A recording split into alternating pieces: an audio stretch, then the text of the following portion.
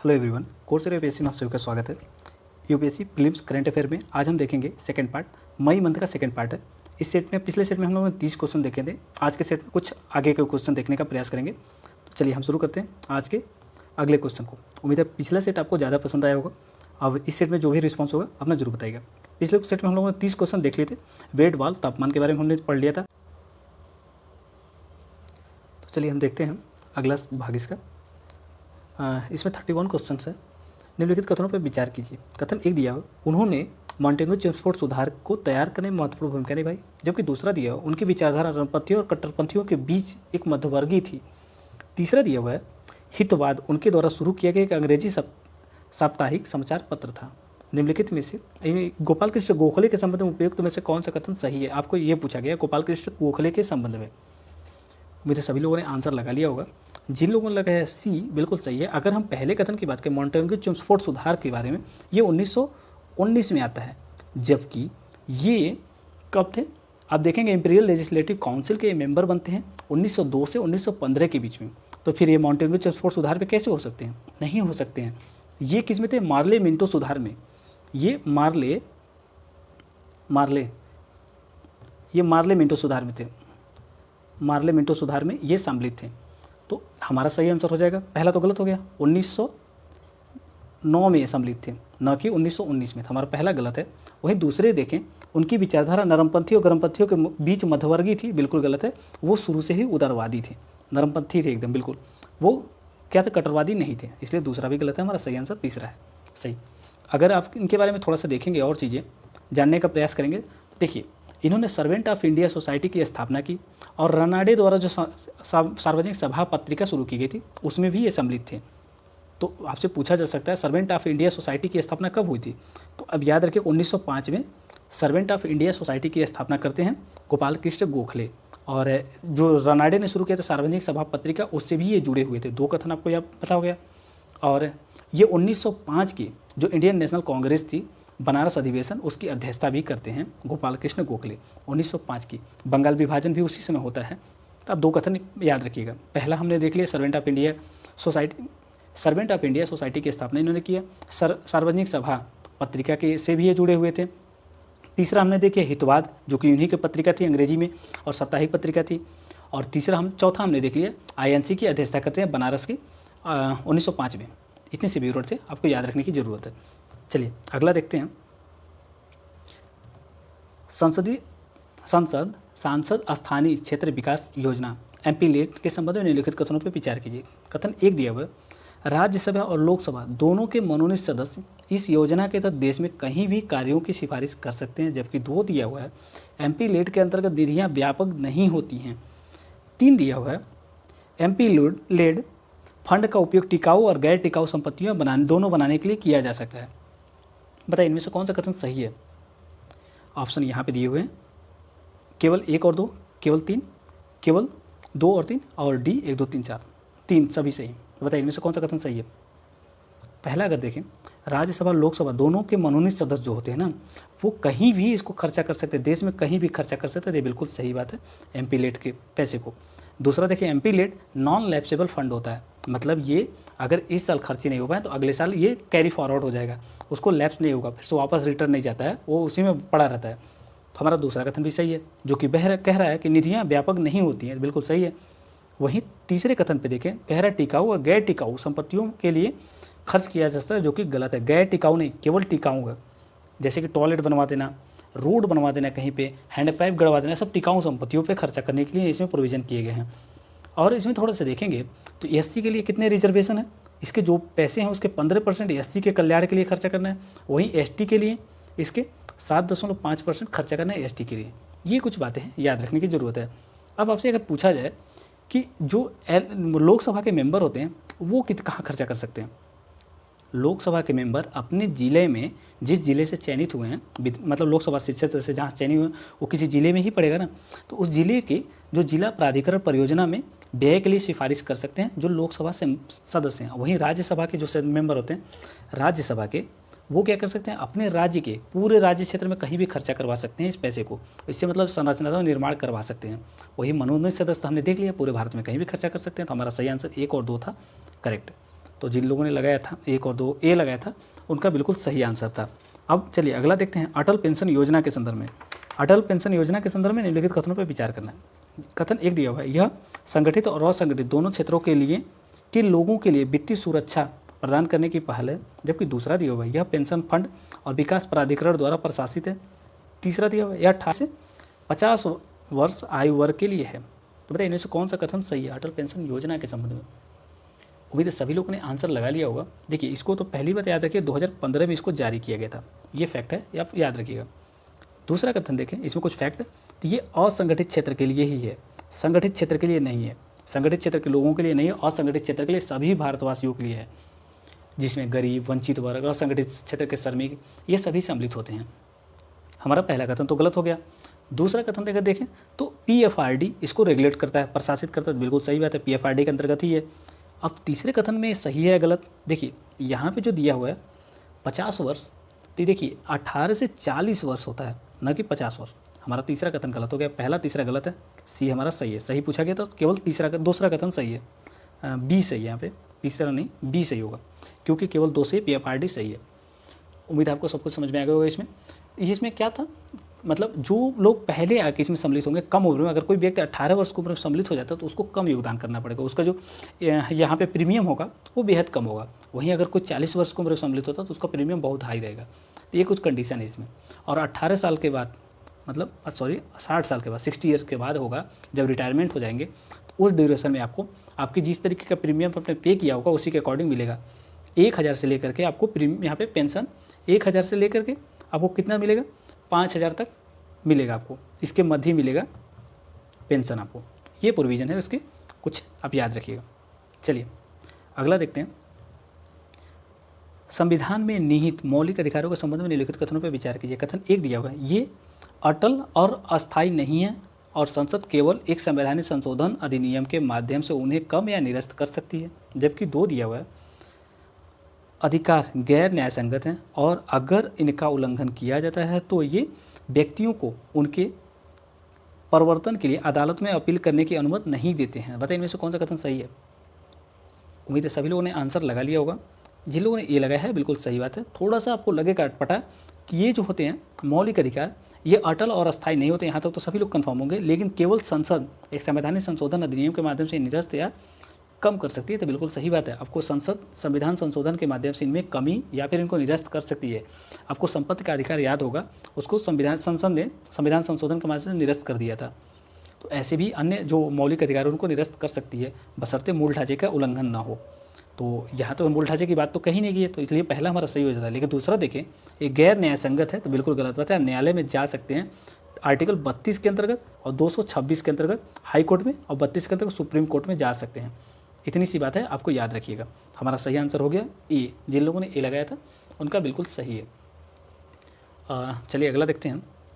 हल्दी घाटी का युद्ध निम्नलिखित में से किसके बीच लड़ा गया था? आपसे ये पूछा गया। ए दिया है अकबर और हेमू, बी दिया है बाबर और इब्राहिम लोदी, सी दिया है महाराणा प्रताप और अकबर, और डी दिया है बाबर और राणा सांगा। बताइए इनमें से किसके किसके बीच लड़ा गया था हल्दी घाटी का युद्ध? उम्मीद है सभी लोगों ने आंसर लगा लिया होगा। अगर हम पहले की बात करें, अकबर और हेमू के बीच कब लड़ा गया था युद्ध?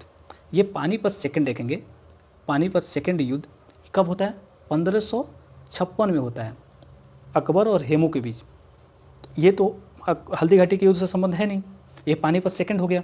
वहीं अगर देखें बाबर और इब्राहिम लोदी के बीच, बाबर और इब्राहिम लोदी के बारे में देखें, ये पानीपत सेकंड था, फर्स्ट था, सॉरी, बाबर और इब्राहिम लोदी के बीच पानीपत से फर्स्ट वर्ल्ड वार, मतलब वार होता है, वर्ल्ड वार सॉरी बार निकल रहा है, वार होता है। ये 1526 में होता है, बाबर और इब्राहिम लोदी के बीच। तो ये भी हमारा आंसर नहीं है, क्योंकि ये पानीपत फर्स्ट वर्ल्ड वार हो गया। अब वहीं देखें महाराणा प्रताप और अकबर के बीच, महाराणा प्रताप और अकबर के बीच लड़ा जाता है। हमारा सही आंसर हो जाएगा सी। इसी को हल्दी घाटी युद्ध कहते हैं, हल्दी घाटी का वार, और ये 1576 में होता है, 1576 में। हमारा सही आंसर हो गया सी। अब बाबर और राणा सांगा के बीच कौन सा वार हुआ था? ये खानवा का वार होता है, खानवा का 1527 में, 1527 में खानवा का वार होता है बाबर और राणा सांगा के बीच। तो ये तो बातें आपको याद होना चाहिए, आपको उम्मीद है याद होगा। जैसे कि बाबर ने कौन कौन से युद्ध लड़े थे, तो आपको सबसे पहले होता है कौन सा बताइए? पानीपत फर्स्ट का पानी पिया। फिर सेकंड होता है खानवा का, पानीपत सेकंड होता है, सॉरी पानीपत सेकंड से लड़ता ही नहीं है। फिर खानवा का होता है, खानवा कब होता है बताइए? खानवा हम देखेंगे 26 में ये होता है, 1526 में पानीपत फर्स्ट। फिर खानवा का युद्ध होता है, खानवा का 1527 में। वहीं अगर देखेंगे चंदेरी का हो जाता है, चंदेरी का कब होता है? 28 में। वहीं अगर देखें घाघरा का वार युद्ध कब होता है? 1529 में। और 30 में तो बेचारा मर ही जाता है, 1530 में ये मर जाता है बाबर। ये कुछ वार हैं, आपको इनके बारे में थोड़ा सा याद रखिएगा।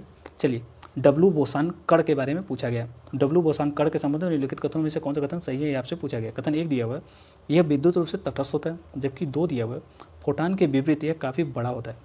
3 दिया हुआ है, इसे पहली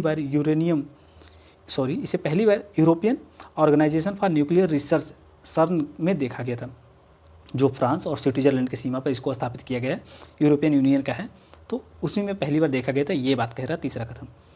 तो बताइए इनमें से कौन सा कथन सही है? उम्मीद है सभी लोगों ने आंसर लगा लिया होगा। जिन लोगों ने इसमें लगाया बी, तो बिल्कुल सही बात है। पहला अगर देखें, ये विद्युत रूप से तटस्थ होता है, तो बिल्कुल गलत बात है, ये तटस्थ नहीं होता है। अगर आप इसको पॉजिटिव बोल देंगे तो ये पॉजिटिव हो जाएगा, अगर आप इसको निगेटिव देंगे तो ये निगेटिव हो जाएगा, अगर छोड़ देंगे तो न्यूट्रल हो जाएगा। ये तीनों कंडीशन में रहने के लिए फेवरेबल है। तो हमारा तो पहला तो गलत हो गया। वहीं दूसरे देखें, फोटान के विपरीत ये काफ़ी बड़ा होता है, ये बिल्कुल सही है, फोटान के विपरीत ये काफ़ी बड़ा होता है। दूसरा देखें, पहली बार इसको सर्न में देखा गया था, ये भी सही है। अब आपको इसमें कुछ याद रखने की ज़रूरत है, वो क्या है? इसमें याद रखने की ज़रूरत है कि सर्न की शुरुआत कब होती है। इस सर्न की शुरुआत होती है 1954 में, 1954 में इसकी शुरुआत होती है। और सर्न क्या है कि अंतर्राष्ट्रीय संगठन है जो भौतिक का सबसे बड़ा प्रयोगशाला है, पूरी दुनिया में सबसे बड़ा प्रयोगशाला है, जो फ्रांस और स्विट्जरलैंड की सीमा पे स्थित है। इतनी सी बात है, आपको याद रखने की ज़रूरत है। चलिए अगला देखते हैं। यहाँ पे कुछ पहल दी गई हैं, यहाँ पे उसके लक्ष्य दिए गए हैं।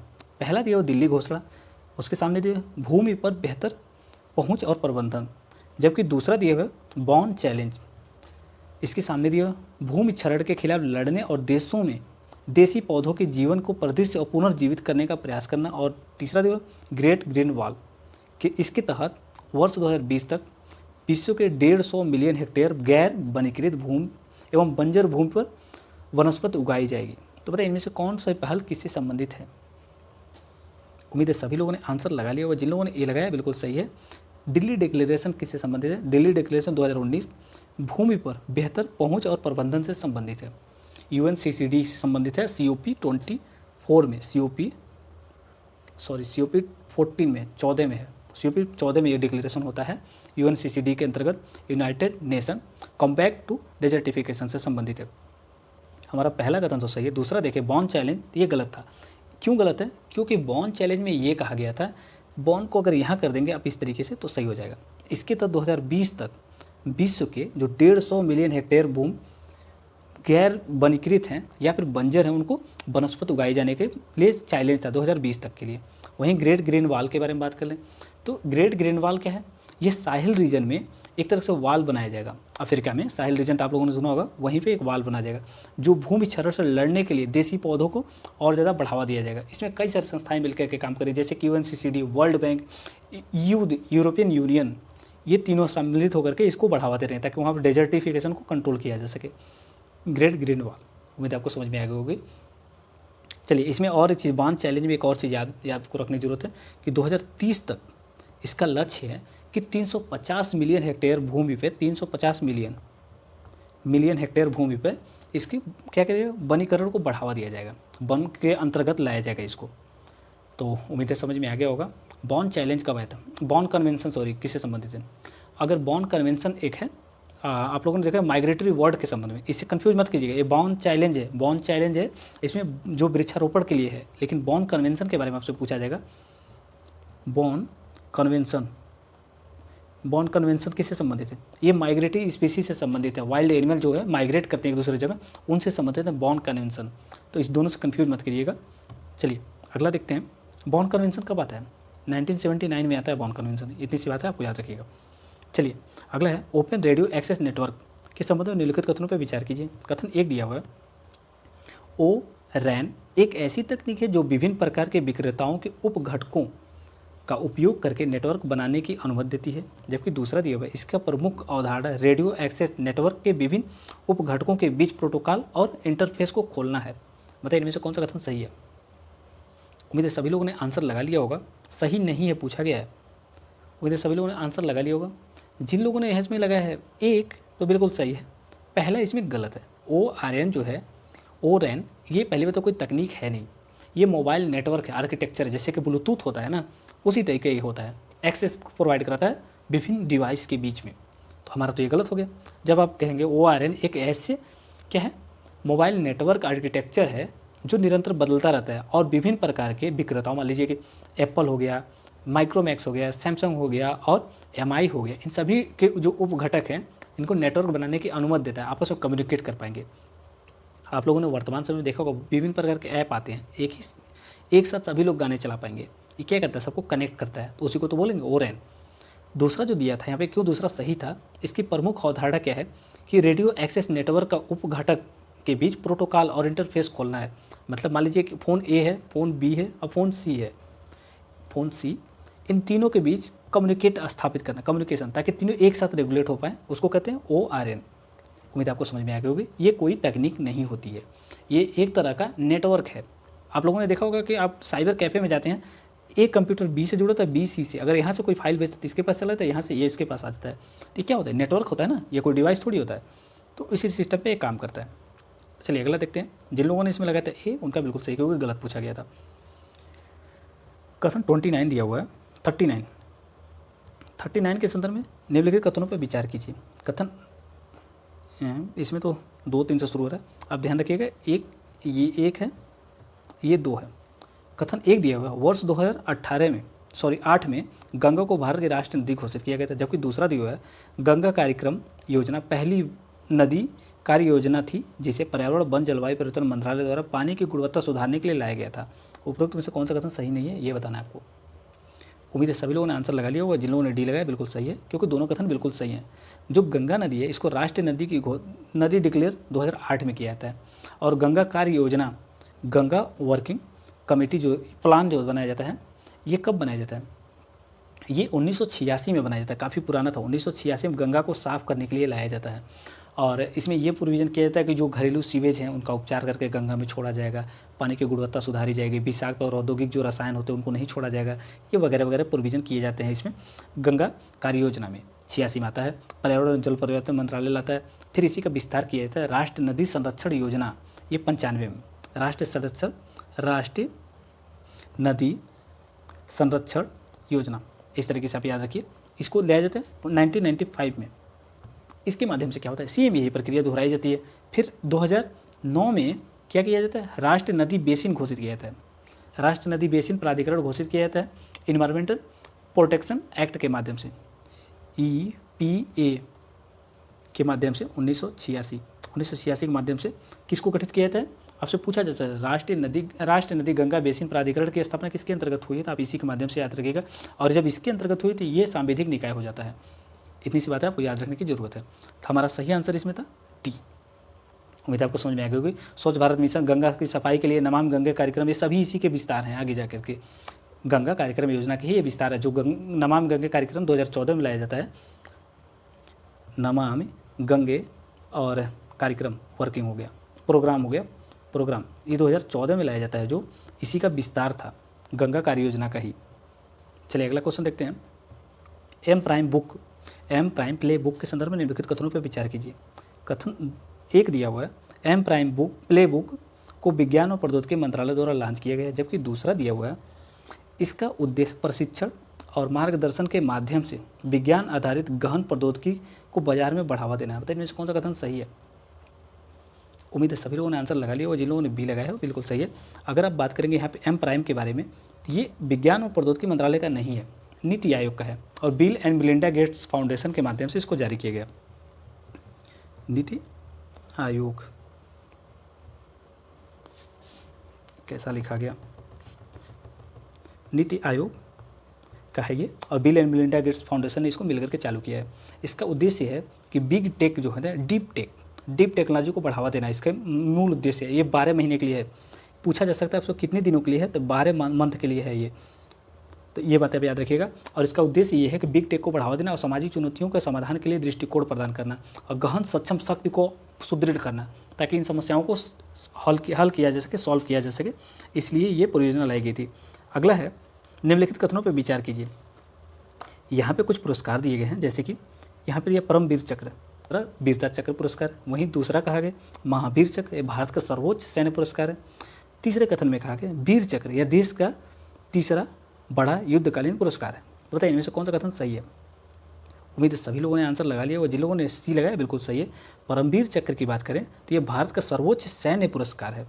वहीं महावीर के बारे में कहीं दूसरा सर्वोच्च वीरता पुरस्कार है। उम्मीद है सभी लोगों ने लगा लिया। इस तरीके से हमारा पहला दूसरा तो गलत हो जाता है, हमारा सी सही है। तो यहाँ पे हमारा सी आंसर करेक्ट हो जाता है। और युद्धकालीन पुरस्कार है परमवीर चक्र। इसमें कुछ और चीज़ें याद रखना हो तो अब ये याद रख सकते हैं कि ये जो लोग बहुत बढ़िया योगदान देते हैं अपने वार में, जैसे कि लैंड पे मतलब आर्मी के रूप में, या फिर एयर में एयरफोर्स के रूप में, नेवी के रूप में, सी में, इनमें बहुत अच्छा अपना सर्वश्रेष्ठ देते हैं, उनको ये पुरस्कार दिए जाते हैं। तो सबसे सर्वश्रेष्ठ पुरस्कार भारत का सैन्य पुरस्कार कौन है सबसे सर्वश्रेष्ठ? परमवीर है। महावीर चक्र दूसरा है, वही वीर चक्र तीसरा है। ये बात आप याद रखिएगा। चलिए अगला हम देखते हैं। विश्व मौसम विज्ञान संगठन WMO के बारे में पूछा गया। कथन एक दिया हुआ, इसकी उत्पत्ति अंतर्राष्ट्रीय मौसम विज्ञान संगठन से हुई है, IMO से हुई है। जबकि दूसरा दिया हुआ, भारत WMO का सदस्य नहीं है। तीसरा दिया हुआ, इसका मुख्यालय लंदन यूनाइटेड किंगडम में है। बताइए इनमें से कौन सा कथन सही है WMO के बारे में। उम्मीद है सभी लोगों ने आंसर लगा लिया होगा। जिन लोगों ने एक लगाया बिल्कुल सही है, केवल एक मात्र सही है इसमें। इस जो दूसरा दिया हुआ WMO का भारत सदस्य नहीं है, बिल्कुल गलत है। भारत इसका WMO का सदस्य है। अब WMO की स्थापना कब की गई थी? देखिए WMO की स्थापना 1950 में की जाती है, WMO की स्थापना। और ये IMO के मतलब इंटरनेशनल और मेट्रोलॉजिकल ऑर्गेनाइजेशन है। IMO इंटरनेशनल मेट्रोलॉजिकल ऑर्गेनाइजेशन है, इसी के अंतर्गत इसकी स्थापना होती है, इसी के माध्यम से, इसी से इसकी उत्पत्ति होती है WMO की, वर्ल्ड मेट्रोलॉजिकल ऑर्गेनाइजेशन की। तो ये बातें आपको समझ में आ गई। अंतर सरकारी संगठन है। और कुछ और चीज़ें इसमें याद रखेंगे तो इसका हेडक्वार्टर कहाँ पे, आपको ये पूछा जा सकता है। जिनेवा में है इसका हेडक्वार्टर, जिनेवा में इसका हेडक्वार्टर, स्विट्जरलैंड में इसके हेडक्वार्टर है। हमारा सही आंसर केवल ए था यहाँ पे सही। चलिए अगला क्वेश्चन देखते हैं।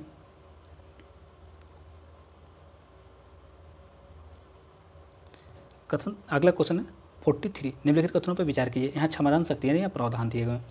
लघुकरण, परिहार, विराम और विलंबन, बताने में से कौन सा कथन सही है। ए दिया लघुकरण का संबंध है दंड एवं बंदीकरण दोनों को हटा देना। जबकि परिहार का दिया हुआ, इसका अर्थ दंड के चरित्र को बदले बिना दंड की अवधि को कम करना। और तीसरा दिया हुआ विराम, किसी दोषी को मूल रूप से दी गई सजा को किन्हीं विशेष परिस्थितियों में कम करना। और चौथा दिया हुआ परिविलंब, अस्थायी समय के लिए किसी सजा को निष्पादन पर रोक लगा देना, मतलब उसको सजा देने से रोक लगा देना। विशेष रूप से मृत्युदंड के मामले में अगर मृत्युदंड दे दिया जाएगा तो फिर कैसे राष्ट्रपति पुनर्विचार कर पाएंगे, नहीं कर पाएंगे ना, उन कंडीशन में ऐसा दिया जाता है। तो बताइए इनमें से कौन सा कथन सही है। उम्मीद है सभी लोगों ने आंसर लगा लिया होगा। जिन लोगों ने डी लगाया है उनका बिल्कुल सही है। यहाँ सही सम्मिलित पूछा गया था, डी यहाँ पर सही है। अगर हम पहले कथन की बात करें लघुकरण के बारे में, तो लघुकरण का संबंध किससे है। देखिए ये दंड के स्वरूप में परिवर्तन करना होता है। जैसे कि मान लीजिए किसी को मृत्यु दंड दे दिया गया, डेथ पेनाल्टी दे दिया गया, इसको लाइफ इम्प्रिजमेंट कर दिया जाएगा, आजीवन कारावास में इसको परिवर्तित कर देने को कहते हैं लघुकरण। लघु मतलब छोटा कर देना। तो लघुकरण का मतलब क्या होता है कि अगर डेथ पेनाल्टी दी गई है तो उसको लाइफ इम्प्रिजमेंट कर देना, मतलब आजीवन कारावास में कन्वर्ट कर देना। इसका मतलब ये होता है। परिहार का मतलब यहाँ पे क्या होता है, क्योंकि यहाँ पे हमारा दूसरा सही था, तो परिहार का मतलब ये है कि इसका अर्थ है दंड के चरित्र को बदले बिना दंड की अवधि को कम करना। इसका मतलब ये होता है जैसे कि 2 वर्ष का कारावास था उसको 1 वर्ष का कर देना। 2 वर्ष का किसी को सजा मिला उसको 1 वर्ष में कन्वर्ट कर देना, उसको कहते हैं परिहार। मतलब कोई बहुत बड़ा बदलाव नहीं है, उसके एक समय में बस कमी आ गई। अगर कोई किसी को कार्य मतलब एक तरह से किसी को अरेस्ट के जेल में डाला गया है, उसको कार्य भी करवाया जाएगा तो उस कंडीशन में वो कार्य करता रहेगा, लेकिन उसकी सज़ा 1 साल की हो जाएगी। इसको परिहार कहते हैं। विराम की बात कर लिया जाए यहाँ पे, तो विराम किसी दोषी को मूल रूप से दी गई सज़ा में किन्हीं विशेष परिस्थितियों में कम कर देना सजा। जैसे कि मतलब कोई महिला है, अगर वो प्रेग्नेंट है तो जितनी ड्यूरेशन में वो प्रेग्नेंट है, जब तक बच्चा ना हो उसका दुनिया में आ जाए, तब तक उसकी सज़ा को कम कर दिया जाएगा या फिर उसको रियायत दे दी जाती है। तो हमारा ये भी सही है, ये भी सही है। और तीसरा देखें परिविलम्ब के बारे में। परिविलम्ब का मतलब क्या होता है? यहाँ पे जो दिया परिविलम्ब, अस्थायी समय के लिए किसी सज़ा को निष्पादित कर देना। तो यहाँ पे अस्थायी नहीं होना चाहिए, अस्थायी होना चाहिए। मान लीजिए राष्ट्रपति किसी मामले को सुनवाई नहीं कर पाए हैं, तब उस समय क्या होगा, इसको अस्थायी रूप से रोक दिया जाएगा। अस्थायी रूप से रोक दिया जाएगा तो फिर उसकी सज़ा ही कहाँ होगी? अस्थायी होता है, यहाँ पे अस्थायी नहीं होते। इसलिए चौथा गलत है, पहला गलत है। हमारा हो गया डी। चलिए अगला क्वेश्चन देखते हैं 44। 73rd अमेंडमेंट के संबंध में इनमें से पूछा गया कौन कौन से अनिवार्य प्रावधान हैं 73rd अमेंडमेंट के बारे में। कथन ए दिया पिछड़े वर्गों के लिए आरक्षण प्रदान करना, जबकि दूसरा दिया हुआ पंचायत राज संस्थाओं के चुनाव लड़ने के लिए न्यूनतम आयु 21 वर्ष आवश्यक। वहीं तीसरा दिया हुआ हर 5 वर्ष में प्रत्येक राज्य में एक राज्य वित्त आयोग की स्थापना करना। बताइए इनमें से कौन सा अनिवार्य प्रोविजन है 73rd अमेंडमेंट के? उम्मीद है सभी लोगों ने आंसर लगा लिया होगा। अगर मैं इसमें बात करूं आपसे, तो जिन लोगों ने लगाया यहाँ पे 2 और 3 को सही माना है, उनका बिल्कुल सही है। पहला क्यों गलत है आपको यहाँ पे थोड़ा सा जानना जरूरी है। पहला यहाँ पे जो दिया पिछड़े वर्गों के लिए आरक्षण का प्रावधान, ये अनिवार्य नहीं है, ये स्वैच्छिक है। 2 भागों में विभाजित करके, एक अनिवार्य एक स्वैच्छिक। तो जो अगर यहीं पे ये हो जाता है महिला के लिए आरक्षण, या फिर महिला के लिए आरक्षण हो जाता तो ये अनिवार्य नहीं रह जाता, मतलब अनिवार्य हो जाता। या फिर SC ST के लिए आरक्षण, SC ST के लिए रिजर्वेशन, उनकी जनसंख्या के जितनी जनसंख्या उसी के हिसाब से आरक्षण, ये भी अनिवार्य प्रोविजन है। वुमेंस के लिए 1/3 रिजर्वेशन, ये भी अनिवार्य प्रोविजन है। लेकिन जो OBC हैं, अदर बैकवर्ड क्लास, उनके लिए अनिवार्य नहीं है। जैसे कि MP MLA के वोटिंग का राइट, जो उनको वोट देने का राइट है, वो भी अनिवार्य नहीं है, वो स्वैच्छिक है। इसलिए हमारा पहला कथन तो गलत हो जाता। दूसरा देखें पंचायती राज संस्थाओं में चुनाव लड़ने के लिए न्यूनतम 21 वर्ष आयु, ये बिल्कुल सही बात है, हमारा अनिवार्य है ये कि 21 वर्ष आयु होना ही चाहिए। हर 5 वर्ष में प्रत्येक राज्य में राज्य निर्वाचन आयोग की वित्त आयोग की स्थापना करना, ये भी बिल्कुल सही है। हमारा तीसरा भी कथन 2 और 3 सही है। कुछ और चीज़ अगर आप जानेंगे तो ग्राम सभा का गठन करना, त्रिस्तरीय संरचना, ये अनिवार्य प्रोविजन है। प्रत्यक्ष चुनाव, जिला एवं प्रखंड अध्यक्ष का अप्रत्यक्ष चुनाव। फिर देखेंगे SC ST हम लोग देख ही लिए, चुनाव आयोग, निर्वाचन आयोग, चुनाव आयोग और वित्त आयोग का हर 5 वर्ष में गठन करना। अगर किसी कारणवश पंचायती राज भंग हो जाता है तो उसको 6 महीने के अंदर पुनः निर्वाचन करवा लेना। इनका कार्यकाल 5 वर्ष, ये कुछ कंपल्सरी प्रोविजन है। हमारा सही आंसर यहाँ पर हो जाता C। चलिए अगला क्वेश्चन देखते हैं। भारत के विधि आयोग के संदर्भ में निम्नलिखित कथनों पर विचार कीजिए। कथन 1 दिया हुआ, यह भारत सरकार द्वारा गठित एक वैधानिक निकाय है। कहाँ किसके बारे में पूछा था? विधि आयोग के बारे में। दूसरा दे रहा है पहला विधि आयोग 1833 के चार्टर अधिनियम द्वारा गठित किया गया था और इसकी अध्यक्षता लॉर्ड मैकाले ने की थी। वहीं तीसरा दिया हुआ है, यह कानून और न्याय मंत्रालय के सलाहकार निकाय के रूप में काम करता है। बताइए इनमें से कौन सा कथन सही है? उम्मीद है सभी लोगों ने आंसर लगा लिया होगा। जिन लोगों ने यहाँ पर लगाया C, बिल्कुल सही बात है। यह एक वैधानिक निकाय है या नहीं, बताइए। ये देखेंगे आप तो गैर सांविधिक निकाय, मतलब ये मिनिस्ट्री जो कार्यकारी आदेश पे इसका गठन किया, जिस तरीके से नीति आयोग का गठन किया गया है उसी तरीके से इसका भी गठन किया गया। तो यहाँ पे हमारा जो दिया है वैधानिक निकाय, ये बिल्कुल गलत हो जाता है। वहीं देखिए पहला विधि आयोग 1833 में गठित होता है और लॉर्ड मैकाले इसके अध्यक्ष होते हैं, बिल्कुल सही है।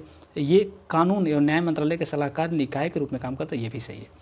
तो हमारा सही आंसर हो गया यहाँ पे C। स्वतंत्र भारत का पहला विधि आयोग कब गठित किया गया था, बताइए। 1955 में स्वतंत्र भारत का पहला विधि आयोग गठित किया गया था। 1955 में स्वतंत्र भारत का पहला विधि आयोग। और कुछ अन्य ब्यूरो इसमें देखना चाहें तो किसके अंतर्गत काम करता तो हम लोग यही देख सकते हैं, कानून और न्याय मंत्रालय के अंतर्गत एक सलाहकारी निकाय के रूप में काम करता, तो ये तो हमने यही देख लिया। कुछ अन्य ब्यूरो तो इसमें देखने की जरूरत नहीं है, जैसे कि अध्यक्ष का कार्यकाल पूछ लिया जाए इसमें, इनका कार्यकाल कितने वर्ष होता है? 3 ईयर्स होता है इनका कार्यकाल। अब एक अध्यक्ष होता है और 4 सदस्य होते हैं। अब ऋतुराज अवस्थी जो हैं इस समय, यही हमारे 22वें कौन है, लॉ कमीशन के अध्यक्ष हैं ऋतुराज। इनके बारे में बस इतनी सी बातें याद रखिएगा। नियुक्त कौन करता है? भारत सरकार नियुक्त करता है, भारत सरकार नियुक्त करती है। चलिए निम्नलिखित कथनों पर विचार कीजिए। कथन 1 दिया हुआ है, राखेगढ़ी भारतीय उपमहाद्वीप का सबसे बड़ा हड़प्पा स्थल है, जबकि दूसरा दिया हुआ है राखेगढ़ी के स्थल की खुदाई R.E.M. व्हीलर द्वारा की गई थी। बताइए इनमें से कौन सा कथन सही है? उम्मीद है सभी लोगों ने आंसर लगा लिया होगा। अगर हम इसमें लगाते हैं ए तो बिल्कुल सही बात है। जो राखेगढ़ी की खुदाई की बात करें तो R.M. व्हीलर ने नहीं किया था इसकी खुदाई। इसकी खुदाई कर किए थे कौन? अमरेंद्र नाथ के नेतृत्व में इसकी खुदाई की गई थी। अमरेंद्र NATH नाथ अमरेंद्र नाथ की नेतृत्व में इसकी खुदाई की जाती है। और ASI ने अभी हाल ही में राखीगढ़ी में कुछ अवशेष प्राप्त किए हैं। जल निकासी का पता चला है, सोने के आभूषण, टेराकोटा यहाँ से प्राप्त हुए हैं। फिर उनकी जांच करने के लिए कार्य, इनका मतलब ड्यूरेशन कब के हैं, ये इनकी जांच करने के लिए भेज दिया गया है। और वैसे तो इनका 6000 से लेकर के क्या गया था 2500 BC का अध्ययन मतलब माना जा रहा है कि इसके बीच के हैं। राखीगढ़ी है क्या, हरियाणा में है। आप लोगों को पता होगा राखीगढ़ी हड़प्पा का एक स्थल है।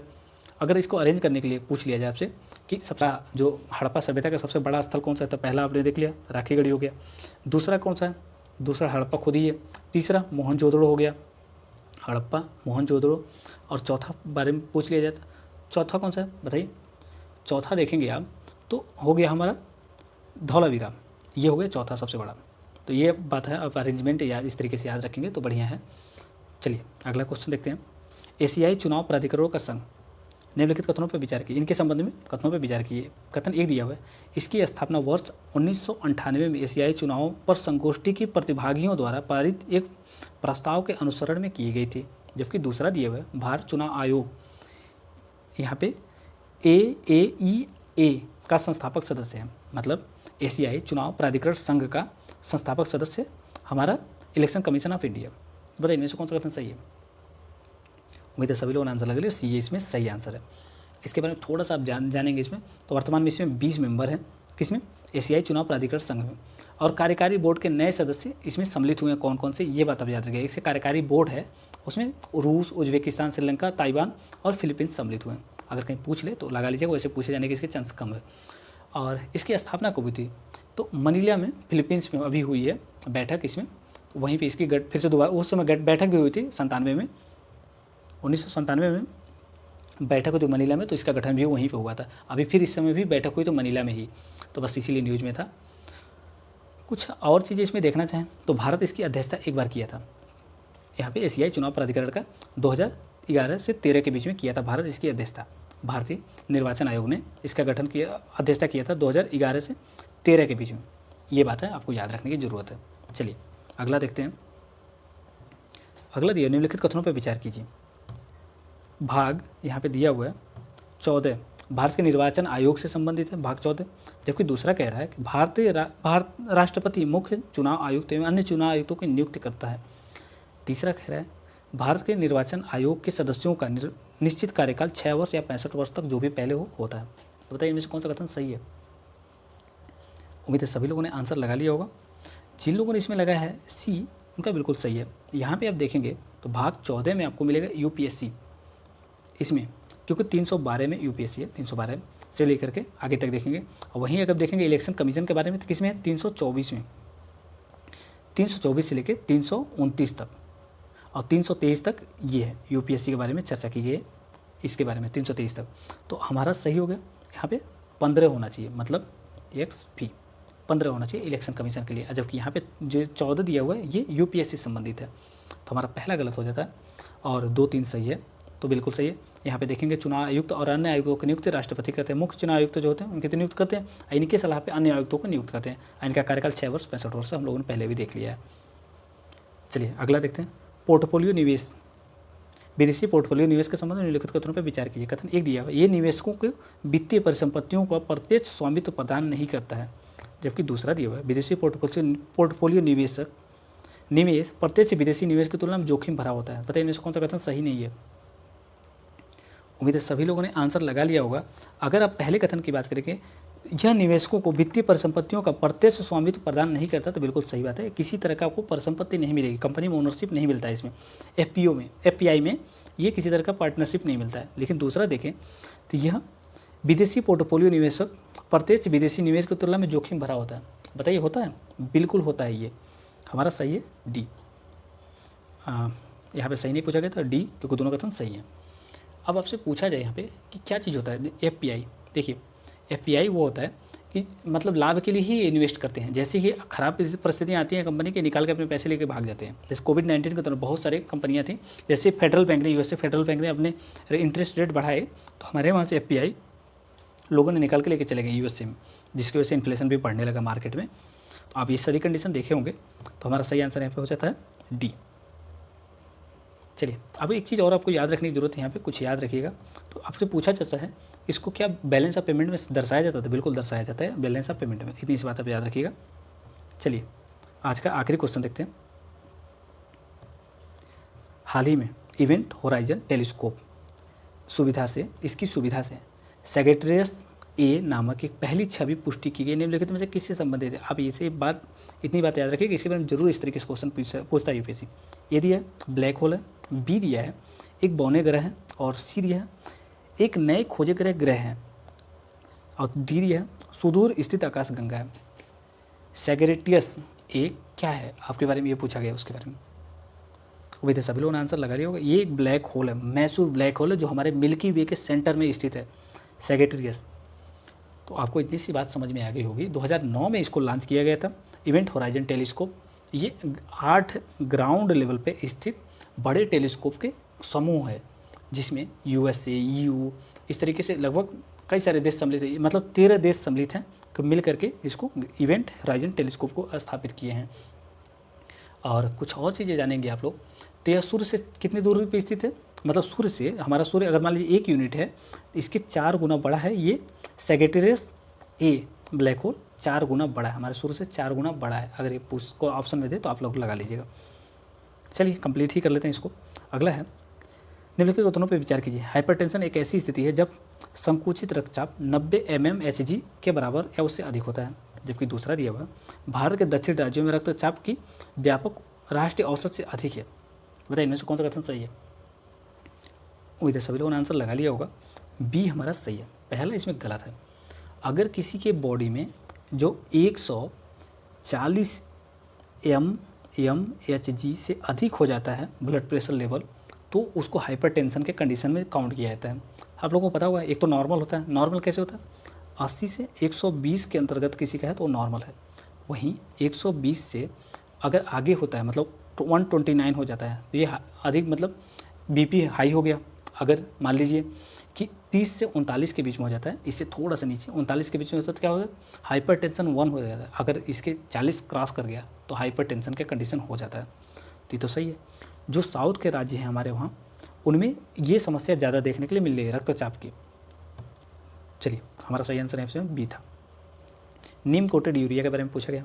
नीम कोटेड यूरिया यह धान, मक्का और की उपज में वृद्धि में योगदान करता है। दूसरा दिया हुआ है सभी घरेलू जो उत्पादक होते हैं के लिए नीम कोटेड यूरिया 100% रूप से अनिवार्य कर दिया गया। बताइए इनमें से कौन सा कथन सही है? सही नहीं है, हमारा डी आंसर यहाँ पे करेक्ट होता है। चलिए ये सीरीज़ देखने के लिए धन्यवाद।